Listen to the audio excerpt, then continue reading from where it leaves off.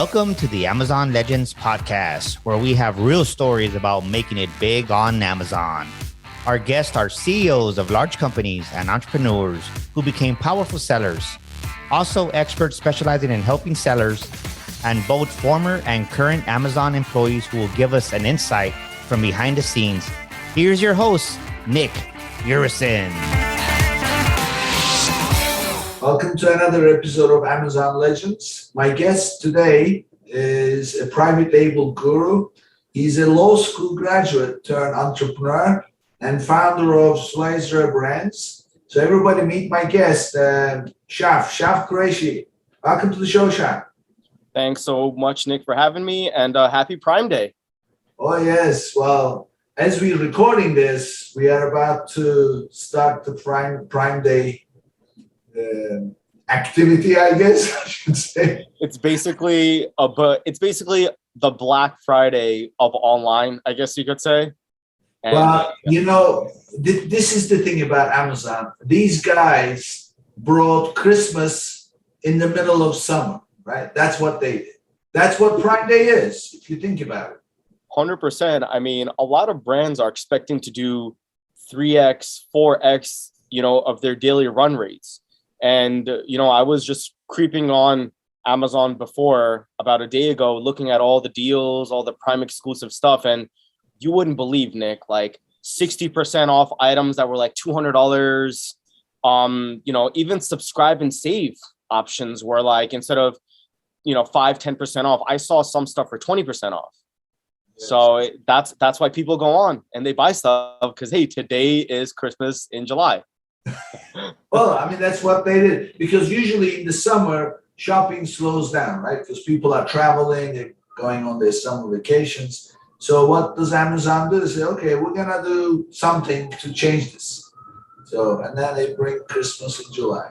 100%. Yeah, even my own business, although we say that we're evergreen, every business has their seasonalities, right? December is usually the best, but I think this is a great way that our wonderful Jeffrey Bezos put together and said, hey, anyone lagging in sales, you know what? Let's collect something in July. So here it is now, The funny thing is, as you know, during the pandemic, there was no such thing. So they couldn't have Prime Day during the pandemic.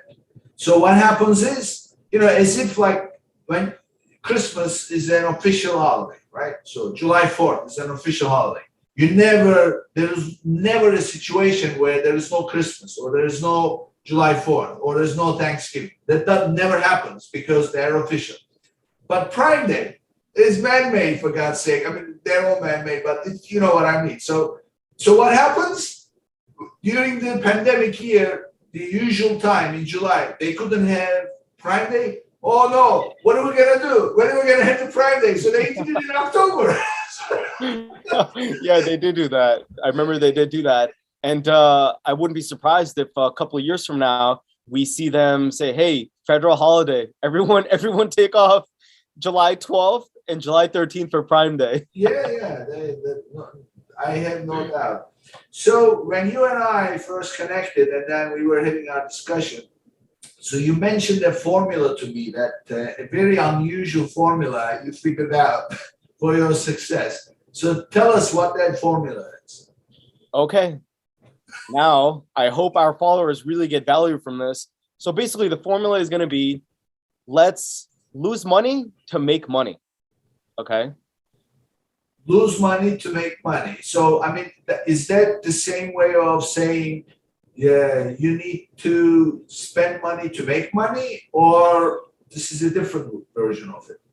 I guess it's kind of synonymous to that, but let me kind of explain what I mean. So basically what I'm saying is, you go to the grocery store, right?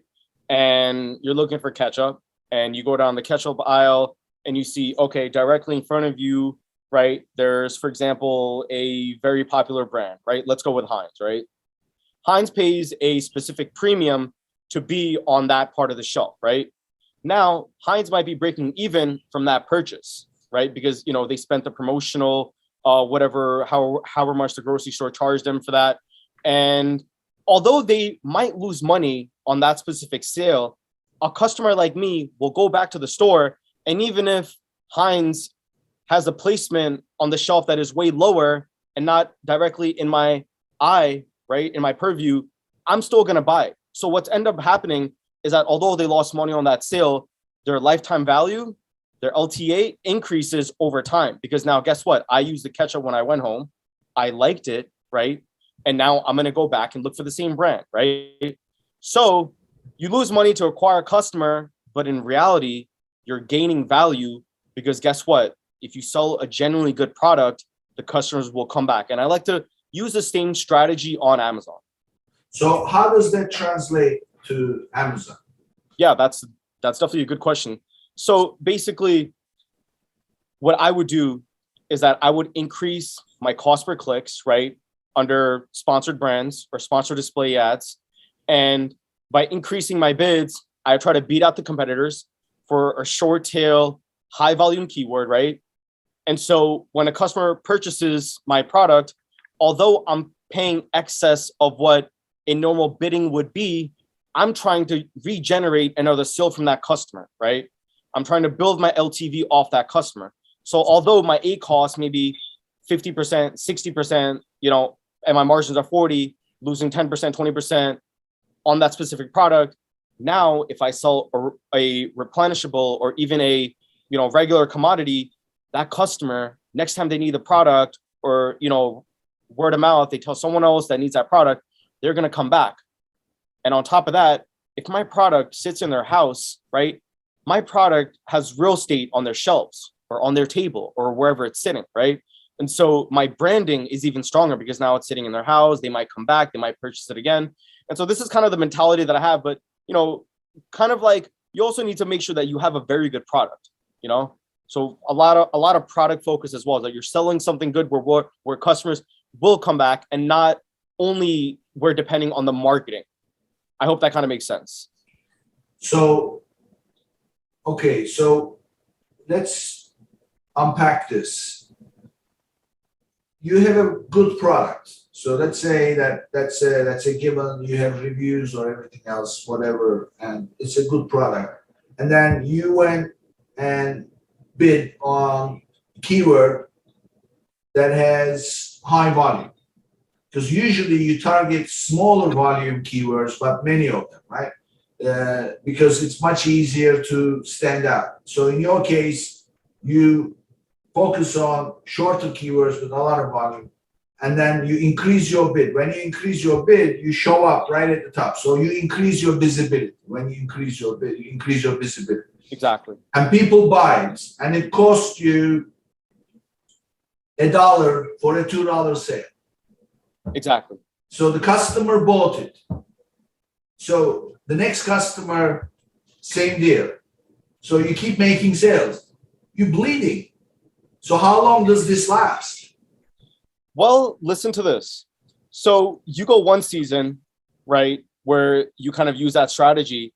But keep in mind, for example, if you have SNS on your Amazon listings, or otherwise you don't even use SNS, the following year, right, those customers, they're coming back to buy from you when they're organically searching that specific product, So for example, the first year they might be typing in, a short tail keyword like garlic press, right, which is high volume, right? And they see that, okay, your sponsored ad is all the way at the top, okay? And you're paying, for example, $6 a click, right? And your margins are $4, right? So you acquire the customer, you lost $2, right? Guess what? Next summer, their garlic press, they need another one. Now, this time, they remember your brand name, right? Next time they come back, now they're searching up your brand name and they're buying it organically, which is awesome. And so this allows you to get the organic profit, right? As well as it affects your bestseller ranking. And keeping in mind, if you go on H10 and you look up the keyword tracker and keyword search volume, you'll see that your brand is also going to increase in the search volume for your specific, product and as well as the brand. So that's another great way to brand and get customers back. Okay.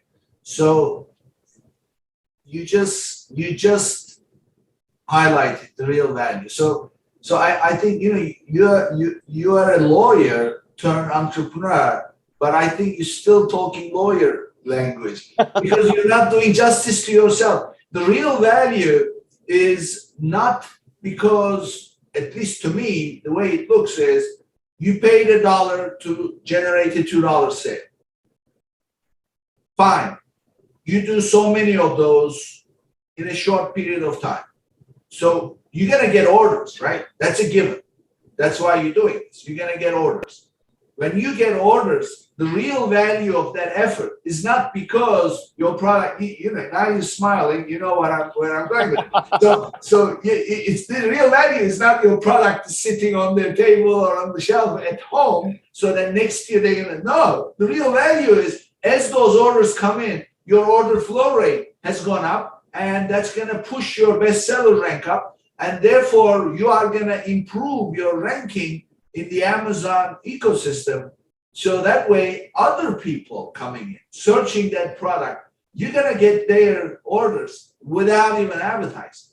So in the short term, but you can't do this like slow drip, drip, drip. You have to do this like concentrated, like a, push the whole campaign in a short period of time to generate the maximum number of orders for a specific set of keywords. And then you start dominating those keywords and you get organic traffic. So tell me if that's right. So you got it perfect. That's exactly it. But let me tell you something. It's a universal idea that we take a bunch of low volume keywords, right? And we bid for them, right? And guess what? The low volume keywords, the bidding's going to be low. And because the bidding's low, we have more money to spend. And guess what? We're going to be ranking for way more keywords, right?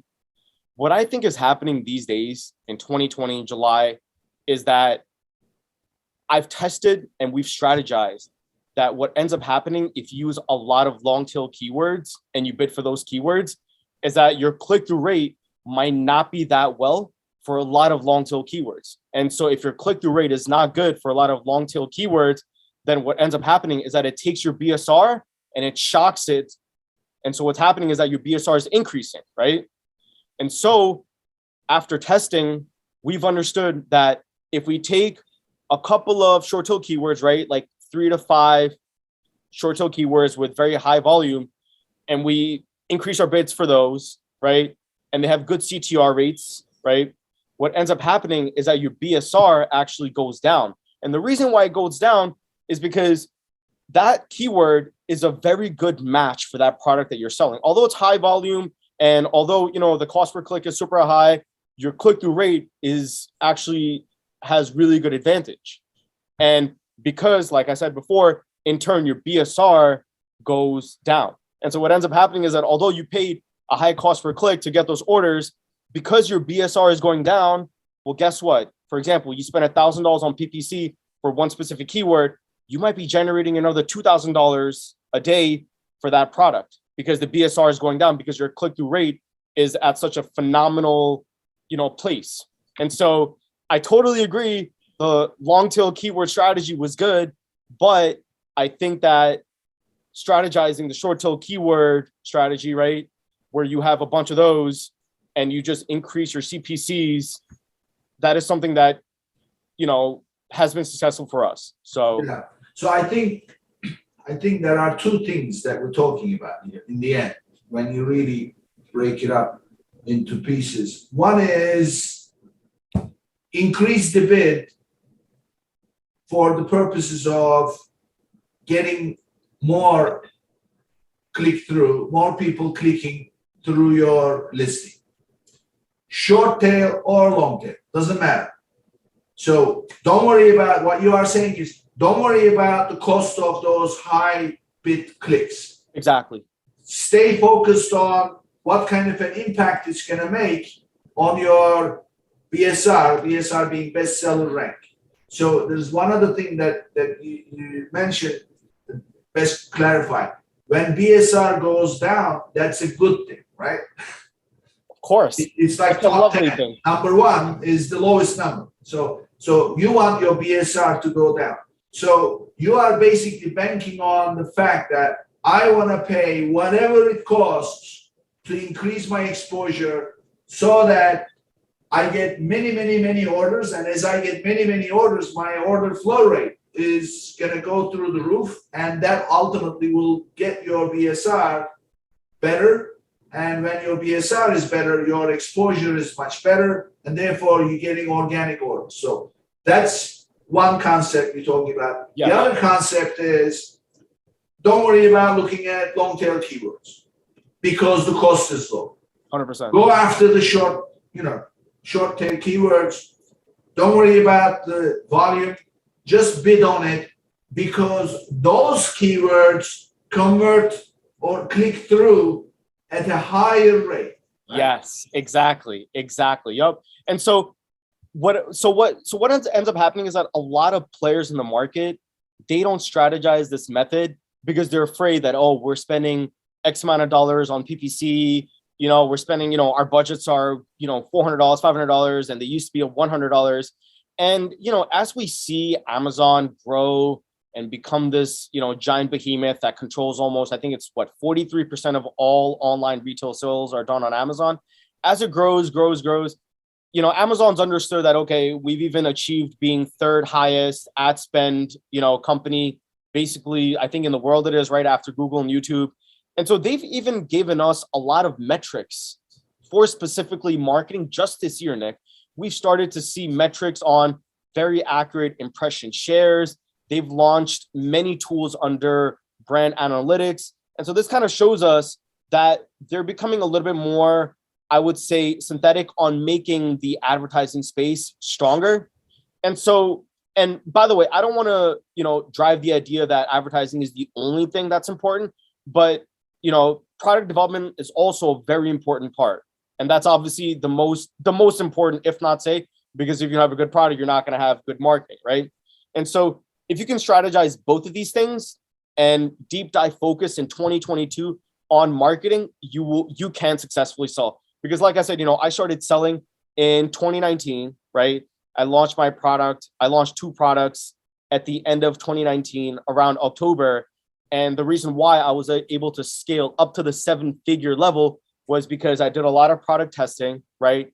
Worked with a ton of factories, understood kind of like, okay, if X factory is offering, for example, painter's tape, if X factory is offering this type of tensile strength, can I get a different type of tensile strength from B factory, So making sure that my products are good, working with a few suppliers, and then ordering or sourcing for that matter from that specific supplier, and then pushing the marketing after believing that, okay, this product will be able to compete with my sellers.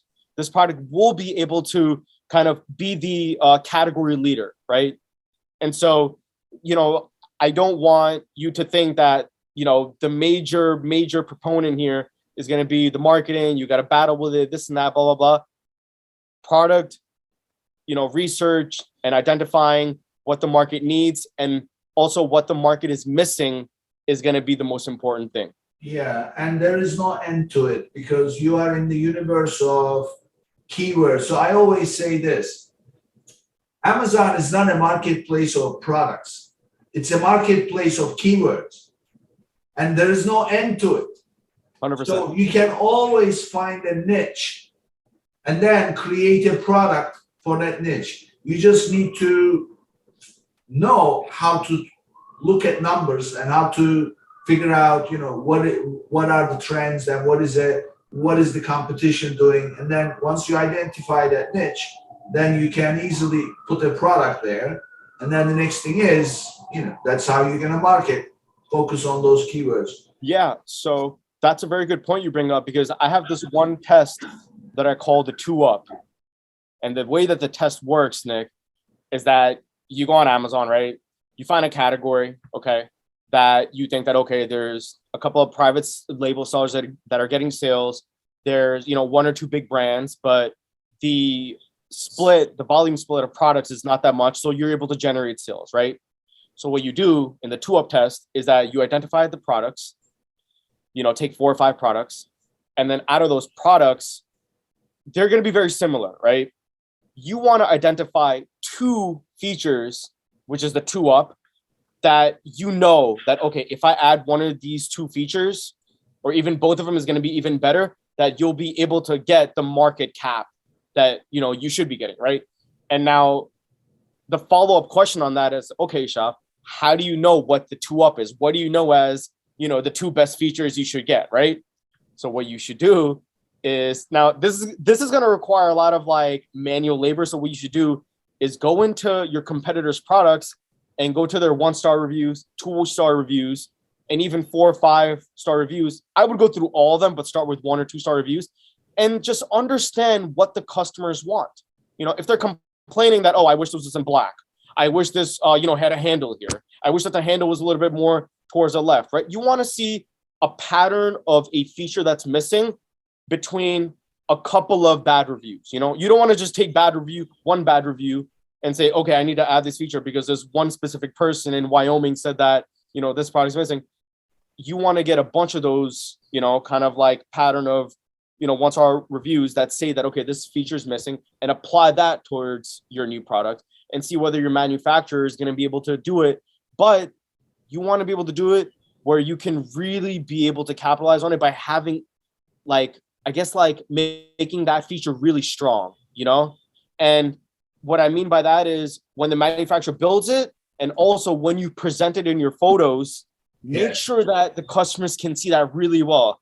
And I know you agree with me. So what do you think about that? No, I mean, look, I'm also smiling as you talk about it because I do that all the time, in the sense that when I say all the time, I don't want to like make it something, it's no big deal. This is a big deal. So what I do is, as I'm sure that there's a tool called Helium 10, right? So in Helium 10, you can go and use your browser extension on a particular product, pick the best seller, and then you can go to your Helium 10 browser extension and download the reviews. You can select for a time range, 4-star, 5-star, 3-star, 2-star, 1-star. So what I typically do is I pick the best seller and then I download all the reviews, but 2 sets. One is 3 stars and up, and the other is 1 and 2 stars. Whatever is in the high-rated reviews, there is a tab called Review Analysis. Yes, sir. That gives you a list of the keywords across all those reviews. So there may be 10,000 reviews, right? And that's not uncommon. 10,000 out of 10,000 reviews, your report is going to say zipper breaks 53 times, okay? And let's say you're selling a pillowcase. And if you see zipper breaks 53 times, you know what I do? I tell my client, put a picture, one of the alternative pictures, and then make up a seal. No broken zippers. Exactly. Yep. That's one way to do it. That's called subliminal message. So that's what you were talking about. So that's what I do. But you've taken it to a whole different level. You've taken it to the level where you are actually creating the product with the kind of terms that are used as a need that people are complaining about. Yeah. So that's a great point. I use that tool a lot. The Helium 10 one you're talking about, the extension, and I really do enjoy using that one. But let's caveat off that, and let me explain how I take advantage of that even further. So before, you didn't need to be brand registered to run, sponsored brand ads or whatever. But I mean, actually, vice versa. Before, you needed to be brand registered. Now you don't. But that 1-up or 2-up feature that I'm talking about, to kind of promote it even further and get something that I called an eyeball test, try to get as many eyeballs on that specific feature as possible, I've run ads for sponsored video ads, right? And what they do is that I'll get some sort of influencer, right? Or I'll get some content creator. And what I'll do is I'll have them make a video for that specific feature, and I'll run sponsored video ads. So I get the word out that, hey, my customers are not offering this. My competitors are not offering this, but hey, guess what? We can offer this feature, right? And so when customers are scrolling on that short tail high volume keyword and, they see my specific ad, my video ad, I'm getting impressions that, hey, I know that all these other products don't have this specific color or feature, but wow, look at this seller. He has that feature, right? And guess what? Let me go on that listing. And you just gained another, another customer because now you have another feature that, you're offering, and awesome. Another additional sale, right? Well, this brings me to my favorite point. The two magic bullets that I talk about for success on Amazon. Two magic bullets. First one is click-through rate. Click-through rate is how do you get more and more people to click on your listing? And that may be because of the ad, it may be your organic appearance, whatever. If you can increase the number of people clicking on that listing, you are basically increasing the audience that you will bring to your individual product page. So you figure that out, that's going to be your chances of increasing your sales will be much higher. Now, of course, there are analytics that will help you do that. You mentioned the brand analytics. So the second magic bullet, I'll leave that to you. What is the second magic bullet? Second magic bullet, impressions. It follows from the click-through rate. Oh, your unit session percentage, conversion rate. Conversion rate.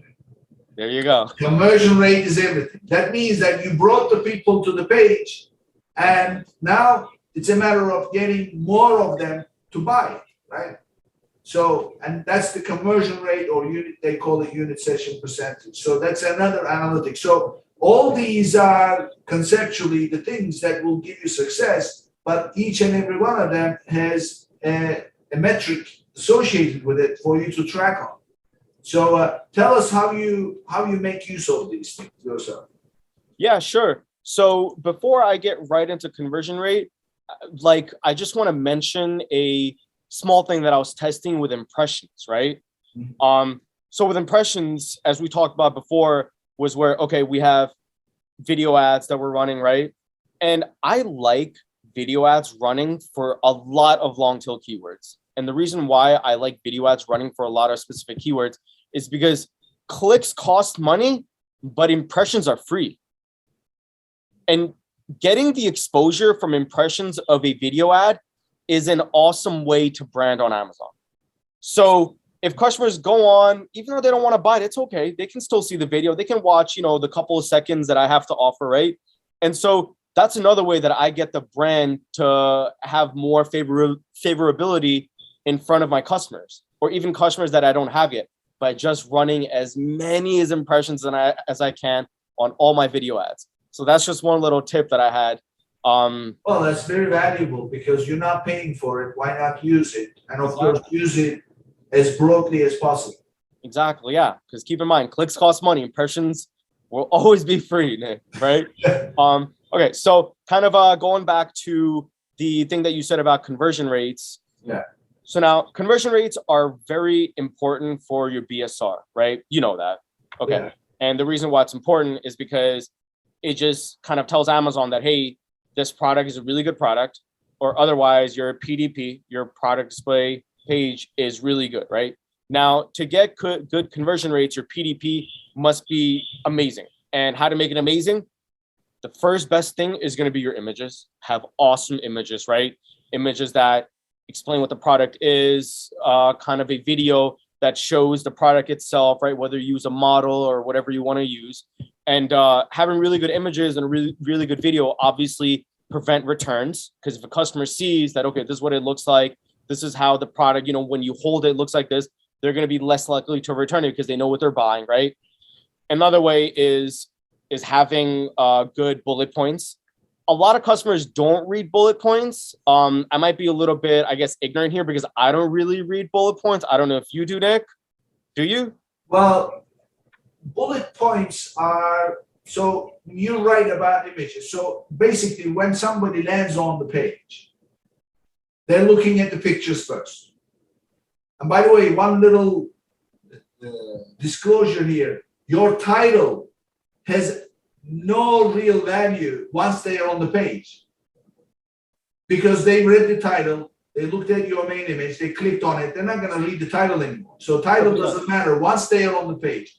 Once they are on the page, pictures first. That's, I would say, 60% of the deal.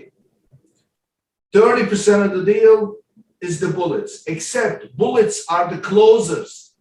That's like, imagine you sitting in front of you are in a store, salesman, and somebody walked in, they saw something in the window, that's clicking through, right? They saw something in the window and said, oh, I like that. They walked in. So now the first thing they're going to do is they're going to go to the shelf, grab the product and start, touching it, feeling it, smelling it, whatever, right? So that's your product pictures. Now they have a pretty good idea. They want this. 100%. But they are not yet sure. Now at that point, they turn to the salesman and say, does it do this? And the salesman says, no, it doesn't, but it does this. Oh, but it also does this. Oh, then I'm definitely buying it. And then they buy. Those are the bullets. It's the closers. And the fundamental point about bullets is they are not features and benefits. They have to make emotional connection. Yeah. So another thing that I guess like we kind of almost forget is how important the EBC is, on how important that's the 10%. That's the 10%. So I said 60-30 and then the 10. Yeah. I thought you said 40 for a second. I'm like, 60% pictures, 30% bullets, 10% everything else. Everything else being obviously your EBC. Now they call it A+.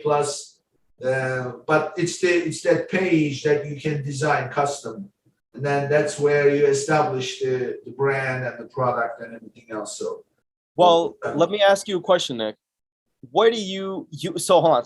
So you think that the bullet points are more important than the EBC? Yes. You know why? Why? It's above the fold. Okay, that's interesting because I don't have a direct statistic on the value of the bullet points, but I do know that if you have good A+ content or EBC, your unit session percentage conversion rate goes up by between 2 to 3%. Well, if you have good EBC. Okay, so I don't have numbers to give you. This is the reason why bullets. However, what I can tell you is this: statistically speaking, people don't like scroll. Good so point. Anything above the fold is likely to get more exposure. 100%. So therefore, anything above the fold is more likely to play a role in conversion. So therefore, anything above the fold is going to be more valuable than anything below the fold. However, I totally agree that your A+ pages are very valuable, but as you know, Amazon does not index the A+ pages, but Google does. So because you have A+ pages, you may be bringing more external traffic and therefore pushing up the number of orders and the number of conversion that way. I don't know. I could not tell you. Yeah, no, that's a good point. It's definitely valuable for external traffic. I actually didn't even know that Google indexes EBC as opposed to Amazon. So that's actually a very good point. I really had no idea. And now it looks like now I need to go back to my EBC and what I have logged on there just to make sure we're good. Yeah, I mean, Amazon does not index the A+ pages. Google does. Wow. There is one other thing. The images that you use in the A+ content, they are alt tags. You need to stuff your keywords in the alt tags because they get indexed. Yes. Okay. So that I'm familiar with. I've done that trick before, and that's a damn good one. Because before I wasn't doing that until I think like 2 years ago. One of my friends, he's an 8-figure seller, and he's like, hey, I got to do meta tags. I got to, stuff my text. And I'm like, dude, what are you talking about? And so we sat down for like 2 hours and he explained to me how, all that stuff is indexed, which is pretty awesome. But let's talk about another feature that I've been using like crazy. And when I mean crazy, I almost use this feature about every day, and it's on Amazon. So a lot of people kind of ignore the tools that we have under the brand analytics because, you know, a couple of years ago, 2 years ago, it was like, okay, like a lot of softwares were doing what Amazon should have been doing. And so split testing images, split testing titles. I mean, let me tell you a story. When I was, okay, so there's one time, like I think like 3 months ago, I was running my PPC and I saw that, okay, like for this one keyword, I had really good, you know, click-through rates. It was converting well. My impressions were awesome. My ACoS was super low. And so I decided that, hey, let me put this keyword like in my title and see if I can generate more sales, right? But I said, hey, you know what? I'm not going to be able to quantify the sales that I'm getting. So you know what? Let me use the Manage Experiments tab under the brand analytics, right? So I went on there and I added the word, right? And I was split testing A and B, so the old title versus the new title. And I'm like, dude, this is working really well. So then I took all my SKUs and I just started wildly split testing the titles, split testing the images. And it's amazing because you can run a test for like 6 weeks, 10 weeks, and Amazon will tell you, okay, this keyword or this image is 97% more likely to generate sales, or it's, you know, 63% probability to generate more sales. And if it stinks, it'll tell you, okay, 20% more likely, whatever. And after you are done testing that, you can test a different image, different title. And as you go up, you know, the Rolodex of experiments that you want to use, you'll start to see that your BSR is slowly dropping, you know? And it's because the ad is now being seen in front of the right keywords and the right images, right? And so it's almost like a circle effect, you know? It's getting better and better and better and better and better on the back end, on the SEO side of it. So this is under brand analytics. Yes, Manage Experiments. Manage Experiments. Yes, and I highly say that everyone should use it. It's a great, excellent tool, and it's very effective. Well, there is also something else that I recommend. So we talked about images being so important, and the most important image is the main product image because it plays two roles. One is for your click-through in the search results. The other is when they land on the product page, that's the first image that they are looking at. So that's the first impression you're making. What image to use is a big decision. So there's this website called PickFU. Are you familiar with that? Oh, I use PickFu all the time. Yeah. So it sounds a little bit funny, but it stands for Picked for You, right? So it's supposed to. So that's a great site because you can really create your own audience for polling. And you can say, I want women between the ages of 25 and 35 that make so much money and blah, blah, all those things. And then you can say, I want so many people. And then suddenly you got your audience. And then you put up two pictures and say, which picture would you click the most? Yeah. I've used that many times. I think it's so effective. There's also another website that I use. Actually, excuse me, I haven't used it yet, but I have friends that use it. And it's cheaper, way cheaper than PickFu. The volume of people on it is obviously lower than PickFu because PickFu just it's like one of the first ones, biggest ones in the game. And so they have a lot of people, but a bit expensive. But let me tell you something, for all my launches, any new product that I'm working on, even thinking about developing, I always run a PickFu test. I look at brand analytics. I understand what Amazon is telling me about my specific customers, right? Whether it's their gender, it's their age, it's their, education. I take those metrics and I put those identical metrics into PickFu. And then, so I have a better idea about who the customers are because I don't want to run a test on, random people, right? That way I'm able to get way better results because those are my customers. Exactly. You're creating a collection of your customers and then you're asking them, which one would you buy? Yeah. Yeah. It's a no-brainer. So tell me, how do you track the conversion rate? What report do you use, and how do you make use of it? Yeah, that's a good question. So if you go under business reports, right, you can check by SKU level your USP percentages, right, which is basically a conversion rate. I don't know when Amazon's going to start using conversion rates, which I think they already have. They're testing it under some people's brand analytics, because one of my accounts, it has it, another account doesn't have it, which is kind of strange. So basically, if I make a change on a Monday, right, I wait at least 2.5 weeks until I'm running the experiment, right? And then what I do is that I'll go back in after 2.5 weeks, and I will go back to business reports, type in the date of the 2.5 week increment, and I'll compare. I'll manually compare what the results were.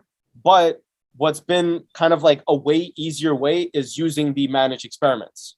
The managed experiments. If it's not titles or images, I'll use the manual way. If it is title, images, and other SEO stuff, then I'll use the managed experiments under the brand analytics. Yeah. So this is what I tell my clients. Okay, all of them.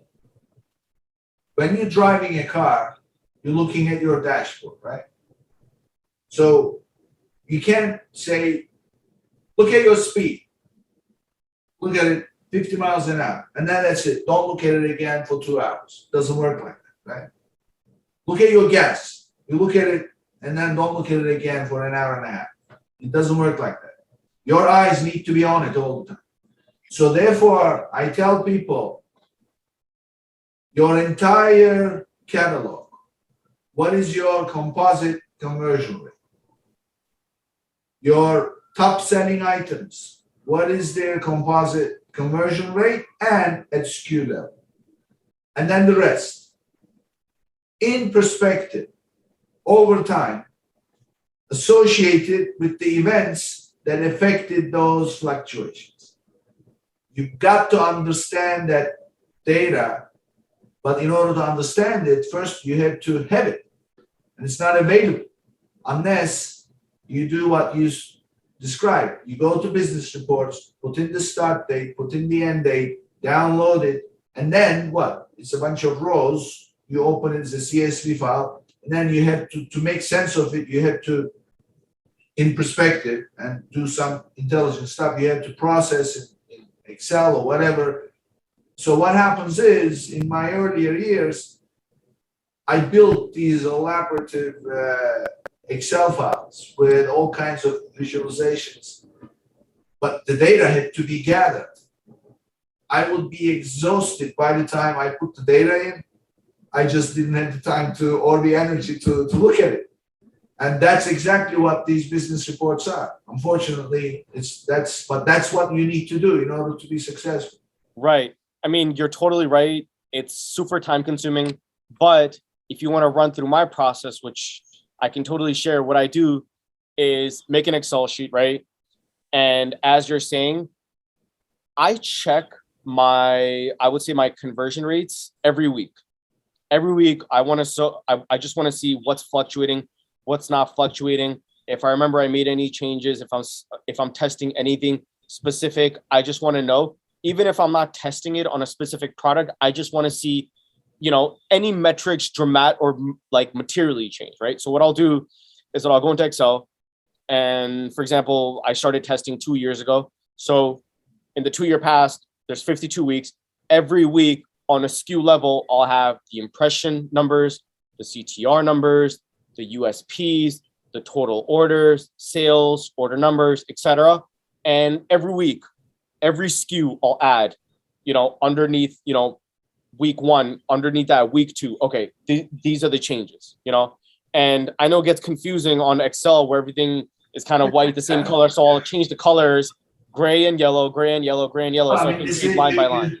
You spent the time, you built it, and but not everybody is like you. So that's the challenge. It's a challenge. Yeah, it's a challenge. But let me tell you, it's so useful because you really get an idea of what your business is doing, how your products are compared to your competitors, because you can use softwares like Stackline that will tell you conversion rates of your competitors.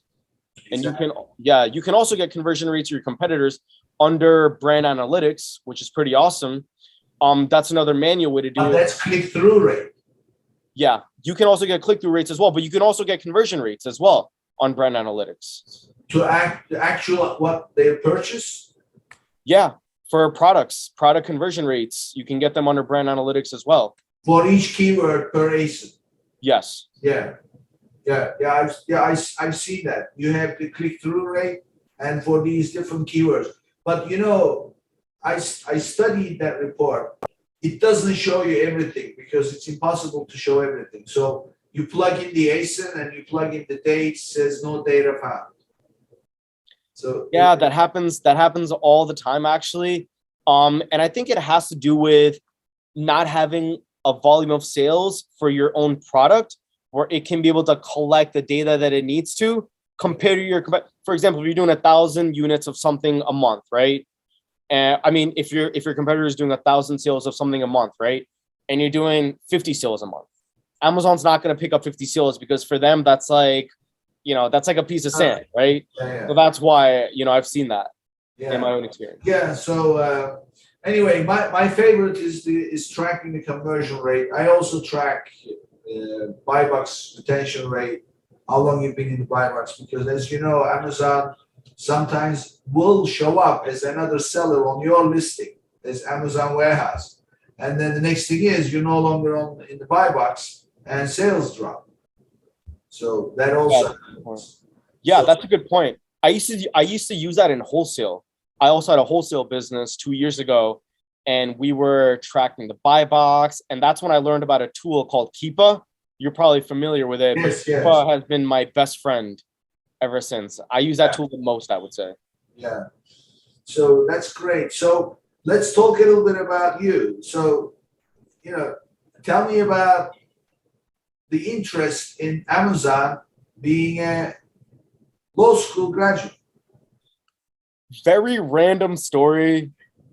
So I did my undergraduate in political science and sociology.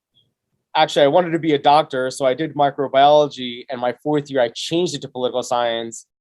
Then I went to law school, and I did corporate compliance, graduated. But during law school, I decided, hey, I want to start a business. What is the least frictional way where I can start a business? And Amazon at that time was bumping, right? Like, if you knew the business, you knew that people were making money. And so, but I was never a data-oriented person. The only numbers-oriented class I ever took in my undergraduate and law school career was pre-calculus, right? Which was when I was like 19 years old, right? I'm in my late 20s now, but anyways, started this business on Amazon, and I really enjoyed the fact that I can understand numbers and make decisions based off those numbers.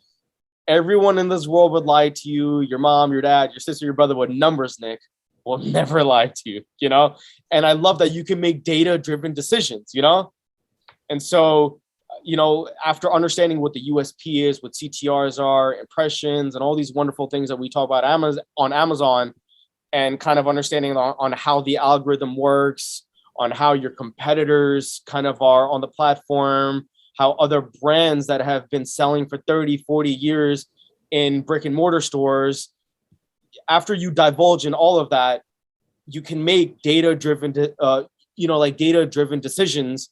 And, it's a whole realm. At first you're a generalist on Amazon, and then you find specialists, right, that are good with Amazon PPC, that are good with product sourcing. And so kind of understanding all that, I really enjoyed the entrepreneurial journey. And I said, you know what, this is it for me. And so I just stopped completely with law in general and said, hey, this is amazing. I want to have fun. I'm making way more than how much a first-year graduate would be making my second year in law school. And I said, let's go with it. And I just picked it up. You didn't know this part of yourself growing up? I had no idea. I literally had no idea that I was even good with data and numbers. I always thought I sucked at numbers, but that's just because I didn't pay attention in math class. Because I didn't do it. Your grades were no good for things like math and chemistry and physics or anything like that? No, my grades were always low in math and chemistry. The only A that I probably got in my entire educational career was that one pre-calculus class in college where I ended up getting an A. But besides that, I never had good grades in math, physics. I only had good grades in probably history and English because I actually like it. And we always talk about stuff like that, right? And so yeah, my grades always low in that. But I So did you like the teachers who taught the math and physics classes and chemistry classes? Probably. I mean, I like talking to them. I just didn't enjoy the subject.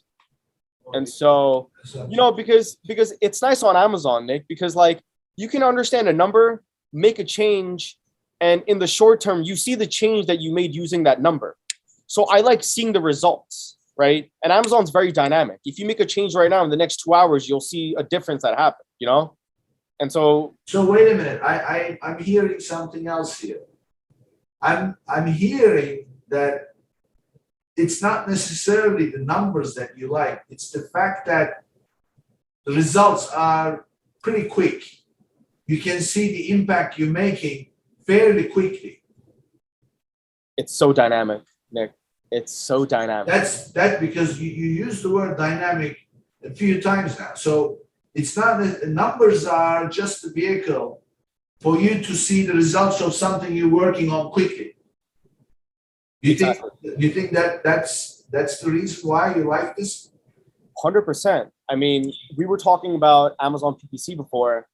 You tell me, Nick, if you change a keyword bid from $2, for example, it's at 4:00, it's $2, and at 4:30 you change the bid of that keyword to $4. What do you think would happen? Well, I mean, obviously that's a huge. You'll get it's a thrill, right?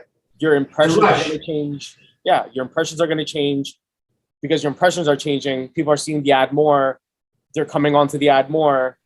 Your click-through rate is changing. Your conversion rate is changing. And numbers are telling you to do those things. Exactly. And that is the wonderful part about it. I'm going to suggest to you that is your attraction. You don't really care about numbers. You care about what numbers are giving you as an experience and the outcome.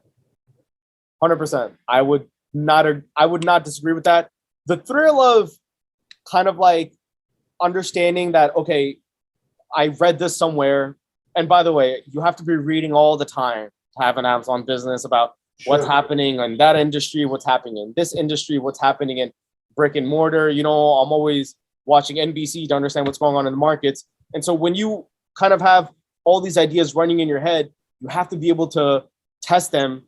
And the way that you test them is through the translation of numbers. Yeah. Numbers are the means to the final outcome that gives you the truth. Yeah, it's very data oriented, as you know. And so that's all it is. Amazon, everybody thinks that, Jeff Bezos created this online retail business. That's not what he created. He created a business machinery that is process oriented and data driven. That's it. You can apply that to anything. All they do is, as soon as they start something new, the first question is, okay, how are we going to measure this? And once they figure out the most complex things, I mean, when I started on Amazon in 2004. Wow. So that's 18 years ago now. So those days, the number of metrics, in fact, I went to Amazon. Well, when I say I went to Amazon, we had an account executive and I said, listen, I see a lot of reports here. And those days, reports were nowhere near what we have today, but they were still quite a few reports, fairly complex reports. I want to know how to make use of these reports. Can I pay? Do you have like a tutorial, or can you recommend a resource that can teach how to use these reports? You know what they told me? No, there is no such thing. In fact, she said, even we don't know how to use those reports because we had developers who came up with the idea of the reports and they created the reports, but they're no longer with the company. So nobody knows how the reports work. So that's how it was. So, but at the end of the day, that's what it was. It was always data-driven, process-based operation. Nobody comes in and says, okay, I am ordering everybody to do this. Everybody stop doing it. It doesn't work like that. There's an override. You know what overrides when somebody says something like that? The system does. I see it all the time. I had a client and they didn't need a UPC because it was a custom product. So I had an account executive assigned and I said, can you get a waiver for them for the entire account? It's always going to be custom. It's no problem. He got the waiver in. We were able to submit and then we listed the item and it starts selling, bang, it's delisted. Why? So I go straight to the account executive. Can you see that this thing is offline? And he goes in and he comes back, says, sorry, the system override because there's no UPC. He says, I'm going to have to get an approval from higher ups to get the system settings changed. So, I mean, that's what it is. The systems control everything. And of course, people are looking at the data and they're saying, okay, this is what we need to do. That's what we need to do. And so that's how they decide. So that's the best. Yeah. And just a caveat off that, I feel like Amazon has been delivering more data recently, as we talked about before. And I think another reason for that, Nick, is that the aggregators, the ones that are, building buying these businesses, trying to build these businesses, they have a lot of professionals that are data analysts, very data-oriented people on their teams that are requesting from Amazon that, hey, we need to see this number. We need to see this number. And so because they're kind of asking these questions to Amazon doesn't want to just roll it out to the aggregators. They're giving it to all these, select, not even select, all the individual sellers and businesses that, hey, the aggregators asked for it. Let's roll it out. As long as you are brand registered, you have access. Yeah, exactly, which is nice. Yeah. So this is great. Well, I mean, you are like Energizer Bunny. You are always running around trying to get something and then make changes and see the results. Yeah, testing is the most important thing on Amazon. If you can test, lose fast, fail fast, test again, keep testing, and just funnel down to what works, right? That's Amazon. Do more of what works and less of what doesn't. 100%. Yeah. So tell us, how can people reach you? Give us your contact information, which will be on our website and on YouTube, but tell us how people can connect with you. Yeah, absolutely. So I'm on LinkedIn. You can type in my name, Shaff, Shaff, and then last name Qureshi, Qureshi. And then same thing for Instagram, Shaff.Qureshi. You can DM me, message me if you have any questions. I'm free to help anyone out. Great. Thank you, Shaff. This was great. You delivered a lot of gold. Absolutely. You got it, Nick. Thank you. And that brings us to the end of another episode. I'll see you on the next one.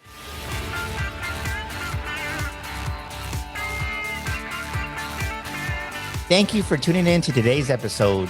Be sure and subscribe, rate, and review our show. And be sure and share an episode with a friend. And thank you so much for being with us today. We'll see you next week here on Amazon Legends.